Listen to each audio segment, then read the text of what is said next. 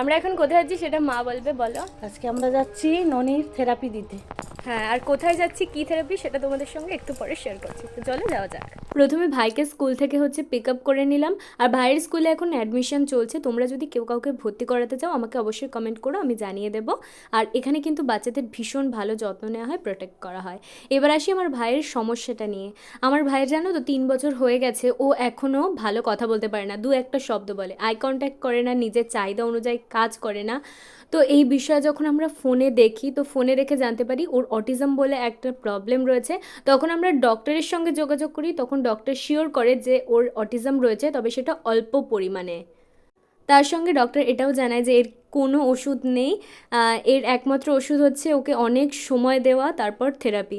তো ঢোলুর হচ্ছে মাসে হচ্ছে 2টো করে থেরাপি হয় ওখানে, উনি যা শিখিয়ে দেয়, তো সেগুলো আমাদেরকে বাড়িতে করতে হয় 3-4বার করে। তোকে অনেকটা করে সময় দিতে হয়। আর তোমাদের বাড়ির কোনো বাচ্চার যদি এরকম সমস্যা থাকে যে বেশি কথা বলে না, তারপর নিজের চাহিদা অনুযায়ী কাজ করে না, মনোসংযোগ নেই, তারপর আই কন্ট্যাক্ট করে না, তারা অবশ্যই কিন্তু তাড়াতাড়ি ডক্টরের সঙ্গে যোগাযোগ করো। তো ভিডিওটা হেল্পফুল হলে অবশ্যই একটা লাইক করে দিও।